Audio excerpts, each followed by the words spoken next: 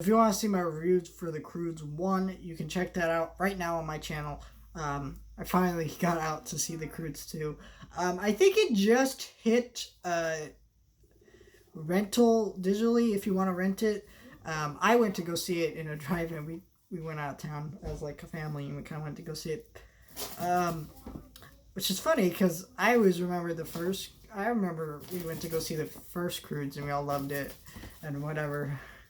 I'm just older and jaded now, so I don't love it. Because old people suck. They ruin everything. That's your lesson today. I'm old. And I suck, so. The Croods 2. I made a video talking about why I wasn't excited for this movie. And I watched the movie. And it was not good. Now, don't get me wrong, I still enjoyed myself. It had great animation, beautiful as always. Just gorgeous, gorgeous, even better than the first. You know, but this movie was still bad. Jeez.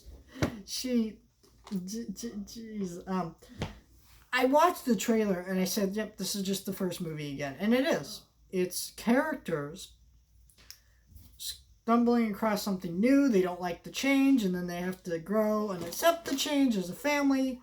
Except it's a different kind of new, and what they do with it is fun and creative, and they have good humor in there. And some of it's a lot of it is a lot better than the first movie. Like the first movie was super juvenile. There's some smarter jokes in here. It's still very juvenile. But my issue with this movie was just there's this. I'm not going to spoil what the subplot is, but I'm going to mention it. So if you consider it a spoiler, skip ahead a couple minutes or click off, whatever you want to do. There's a subplot with bananas. And Greg actually states in this movie he's only had a banana once in a long time. And in the first movie, there's a shot with monkeys where they're giving them bananas, and that's how they're getting past them. So it literally makes no sense. And I guess I'm going to spoil it, so I guess skip ahead a couple more minutes, whatever. It's revealed that the reason they keep these bananas and they don't tell you, and these people, the betterments, hide, don't want anyone to eat bananas, is they're keeping away a monster, which is revealed to be a group of tribe of like monkeys. And it's really stupid, okay? Because you go from the first movie, okay? Here's the thread of the first movie. It wasn't just change. It was also the end of the world. Like, the whole world around them was changing. And it was like, okay. So now you go from this to a tribe of monkeys. Like, it's like, the stakes are significantly lower. And this whole movie, I was sitting here like, okay, this is just boring. Because this whole movie is just like, wow.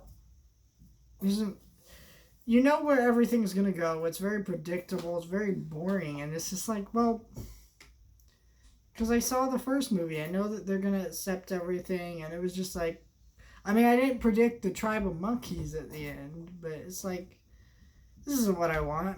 This isn't what I want to watch. And it's just boring. I guess if you love the Croods, you'll like this movie. If you have kids who like it, they'll like it, but it's just like a 5 out of 10. It's just forgettable, boring, and kind of like, really, just the most predictable, bland sequel, and it didn't need to happen. And as it was but overall, it was just like, really. I had fun seeing it and driving. I enjoyed myself, but it's like I'll never watch this movie again. Just never again.